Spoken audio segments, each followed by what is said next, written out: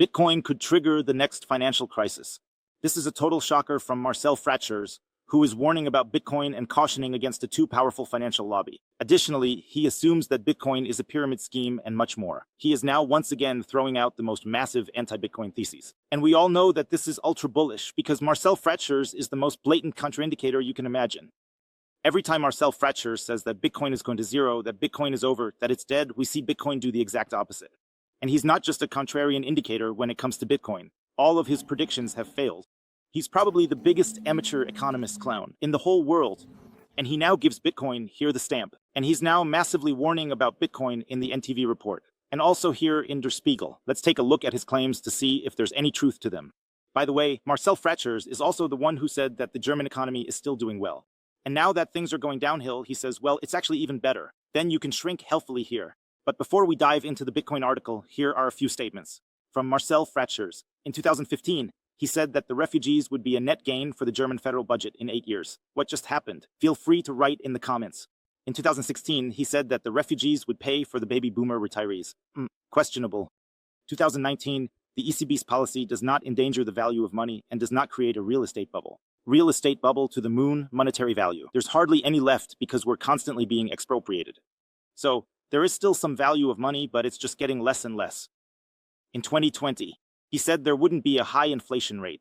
Then came the COVID pandemic, and then inflation shot through the roof. 2022, we have a high inflation rate, but that's a good thing. Check this out. So, it basically turns whichever way you want it to. First you say there is no high inflation, then there is high inflation. Then he says that's good like that.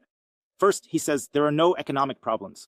Then the economy crashes, and he says, yeah, we're just going to shrink ourselves healthy. This is something we need to know before we get into the theses and claims that Mass Fratzscher is putting forward here, because they really pack a punch. I'm also telling you now, it's best to sit down somewhere if you're in the car or something, because what's going on here now could really trigger you. I mean, the profession of an economist is questionable anyway. There's someone out there who thinks they know how to steer the economy and then throws out some predictions. There's also this connection. The more socialist a system is, the more economists you need, and the more market-oriented a system is, the fewer economists you need. You actually don't need an economist at all. That's just a bullshit job, a byproduct of a socialist system. That's it, and nothing else. And now check out what he has to say about Bitcoin and crypto. First of all, I gotta say, the Spiegel article wasn't that bad. They're just reporting on what's been happening in the Bitcoin and crypto market. And now there's this section where Marcel Fratzscher gets to speak. And on top of that, there's also an NTV report. You can already see the headline right at the top. Cryptocurrencies could trigger the next financial crisis. This is the headline from Marcel Fratzscher here at NTV. And that's already a very, very questionable thesis. So, is it really the case that Bitcoin is going to trigger the financial crisis? Or isn't Bitcoin a child of the financial crisis? That means Bitcoin was created during the financial crisis in 2009 in the first block. In the Genesis block, it was written in big letters, Chancellor. On the brink of second bailout. What was it called again? Chancellor on the brink of second bailout. So, the Chancellor is right on the verge of doing the next bailout package in the U.S. Back then, there was the big financial crisis. What happened? Many banks would be bailed out. In general, what happens during financial crises? Then there are bailout packages. That means profits are privatized and losses are socialized. That means new money is created and the saver gets robbed. This creates bailout packages for banks. That's a massive redistribution. Here, the money from savers is massively redistributed to some banks that might have already privatized the profits. Big monopolies are created through the Cantillon effect because that's also a thing. Monopolies don't exist in a free market at all. Monopolies always arise through planned economies because of state subsidies or through a feather economy or something like that. Corporations break up. Then there are small corporations that get gobbled up by large corporations via bailout packages and so on. This then spirals upwards, and on a free market there will also be monopolies, but they would collapse sooner or later because at a certain level a company may no longer be efficient. I mean, that's a philosophical debate and we don't really need to get into it right now. But one thing we can definitely say is that the centralist system we currently have is not a monopoly killer. In fact, it's a monopoly promoter. And all of this has to do with the fiat money system. It's all connected to the Cantillon effect. And Marcel Fratzscher does not seem to have understood this. And if we now have a solution and suddenly have fair money where redistribution can no longer happen, where there are no more bailout packages, because if the state has no money, then it can't print new Bitcoin, then Marcel Fratzscher just comes around the corner and says, hey folks, cryptocurrencies could trigger the next financial crisis. I mean, we have to be fair here. Cryptocurrencies and Bitcoin need to be distinguished a bit. But even a cryptocurrency can't trigger a financial crisis. But now Marcel Fratzscher is really going for it.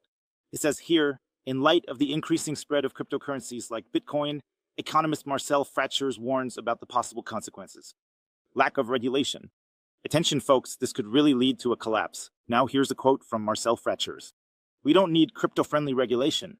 We need effective regulation," says the president of the Fratzscher Institute for Economics to Der Spiegel. Otherwise, cryptocurrencies could trigger the next financial crisis. So he's making the point. Hey folks, if we don't have some serious regulation here, if we don't monitor you to the max with KYC and whatever, if we don't keep an eye on you and blah blah blah, then we'll soon see the next financial crisis. The crazy thing is, he's just throwing this out there. He just throws out the thesis, hey, if we don't regulate, then a financial crisis is coming. So this is just absolute propaganda being thrown around. I mean, you have to bring some kind of reasoning into this. So why is the financial crisis coming? Does Bitcoin have anything to do with this? What works somehow better in the fiat system? Or something like that. But it's actually the other way around. The fiat system is a boom and bust system, which automatically leads to financial crises. And I don't know what Marcel Fratzscher is on or what he's smoking or something like that. But the financial system, the fiat system, is a boom and bust system. Because we just keep creating boom and bust cycles through the credit money cycles. That means we lower the interest rates and then there's a boom. Everyone is leaving, everyone. We're going totally crazy. Wow, now we have new money. The stock markets are going up. Bitcoin is going up. The economy is going to the moon. We have endless loans now. At some point, people realize, crap, now we have inflation. The whole system is blowing up in our faces. Our money is losing value. We're on the brink of hyperinflation. So what does the central bank do? They raise the interest rates. Suddenly, there are no cheap loans anymore. Suddenly, the companies are whining. Now there are no cheap loans anymore. I can't afford any more debt. My business is now at risk because I can't invest anymore. But I want to invest, and I've set up a point-and-style system here. And I can't maintain the point-and-style system anymore because the loans are too expensive. And I can't afford any new loans now to pay off the old loans and keep the point-and-style system going. I'm exaggerating a bit now, just so you know. But that's pretty much how it goes in the economy. And then we go from the boom to the bust. And then everything collapses because we've driven the interest rates too high. Then we have an economic recession, and then everything just collapses. It goes boom, then there's a crash, and so on. And then we start again from the beginning, then we start again to stimulate the economy, either by doing a reset, there is a complete cut, or something like that. Or in the worst case, we end up in hyperinflation. Or as soon as the bust happens, the crash happens, once the inflation settles down a bit due to the high interest rates, then we open the money floodgates again. And then the economy moves forward again. And then in the long run, the same thing happens again. An economic boom leads to another bust because inflation explodes. Then there are problems again and some kind of crash or something like that. So this is the endless cycle that keeps happening over and over again. Marcel Fratzscher apparently still hasn't gotten it, and he's just shifting the blame on cryptocurrencies. It's always that simple. They just say, hey, folks, us up here in the ivory tower, us at the ECB, we've got everything under control, we top economists. We've got it all figured out, it's the others. Putin is to blame. I have no idea Bitcoin is to blame, cryptocurrencies are to blame. But we really need to be careful here, because I've said this before. A dangerous scenario, and it really is a dangerous scenario for Bitcoin, could be that exactly these clown heads will start framing Bitcoin and saying, hey, the economy is so bad because all the Bitcoiners here are fleeing the euro with their capital, fleeing the dollar, and that's all. And because of these refugees, the euro is hyperinflating now because trust is being lost. And then it will be said, okay, we need capital controls. Maybe that's also what's going on here. Marcel Fratzscher, already trying to unframe it, I don't know, maybe that's a bit over the top, maybe I'm assuming too much about them, so that's kind of going back. But that's what could come next, that they implement capital controls, saying, okay, you are only allowed to buy 10,000 euros of Bitcoin per year or something like that, because anyone who buys more Bitcoin, he's responsible for the downfall of the system, because if everyone just saves in Bitcoin, that would be really bad. First of all, we wouldn't be able to finance wars anymore. And secondly, the euro wouldn't work anymore. And thirdly, the Cantillon effect wouldn't work anymore. Fourth, we wouldn't be able to do any more redistributions. Fifth, there won't be any more boom and bust cycles. Sixth, there probably won't be such a big bubble formation anymore. More like in a lot of asset sectors, like the real estate market or something like that. I mean, there were like statistics. In the US, 60% of the real estate market is monetary premium. Maybe that's a bit of a stretch. But real estate isn't being used just for living anymore. It's mostly being used to function as a store of value, as a place to hold money, because money is just broken. And that's why fiat money clearly leads to real estate bubbles and all kinds of asset bubbles. Or take a look at what's going on in China, the biggest real estate Ponzi scheme in the whole world. But let's take a look at what Marcel Fratzscher has to say next. This is now here in Spiegel. Then he says that the crypto lobby is trying to influence politics in the US and Europe. Marcel Fratzscher thinks that's risky. Here's a quote from him. That's a dangerous misconception, said the president of the Fratzscher economy. A lobby that has made a lot of money at the expense of the public is now using that capital to gain advantages, says The Economist. The future federal government must not give in to this temptation. So, you definitely shouldn't be innovative here, and you definitely shouldn't jump on the next big trend. The US is opening up, and Germany and the EU should rather go back to the Middle Ages. They should live in caves again, just like I am sometimes in a cave. So that's how all Germans should be. Better not to use space technology here, but rather stick to the old school paper bills. Although we now have superior technology. So, this is basically the call to shrink healthfully, just like you said. I mean, I have to give him some credit. There were also donations and stuff like that into the Trump administration and so on. But we have to be honest when we look at the USA or something like that and what came out of it, how money flowed to lobby organizations abroad. And it won't be any different in Europe either, if we really take a look under the hood where the money is flowing. And above all, Fratzscher isn't an independent economist or anything like that. He's also on the payroll of the Fratzscher state. I'm not 100% sure about that. But if he's from the DIW, then he should be on the government payroll too. That means he's not really independent either. That means you can also make criticisms and things like that. You can say, hey, there's also some lobbying going on here, but then you have to clean up in your own backyard first. Then we would have to make a clean slate in Germany first. We really need to figure out where all this money is coming from. Because if we take a look, there have been so many police scandals in recent years, or those comic stories or whatever. You could also say that money is being shuffled around and so on. And what I find terrible is the sentence where he says, money is being made through lobbying at the expense of the public. So, I would definitely say that Bitcoin brings a lot of value to the public. And if we say that it's at the expense of the public, then we really have to ask ourselves, okay, what are the ECB politicians doing? What is Marcel Fratzscher doing here? Does he bring any value to the public?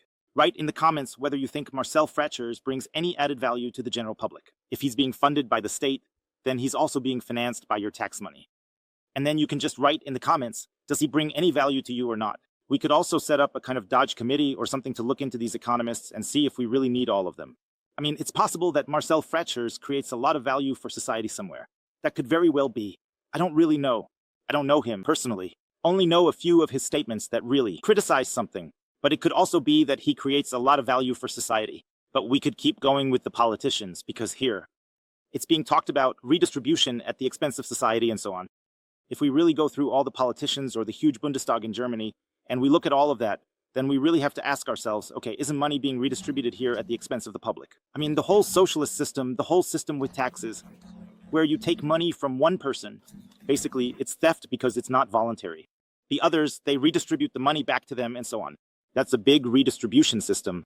Now people are coming in and criticizing Bitcoin, saying there are some redistributions happening, even though Bitcoin doesn't have any Cantillon effect or anything like that, because there's no money creation, because there's no source of money. And that's the problem with the fiat money system, that those who are closest to the source of money always benefit. Or it's the ones benefiting in the political system, those who are closest to the decision makers.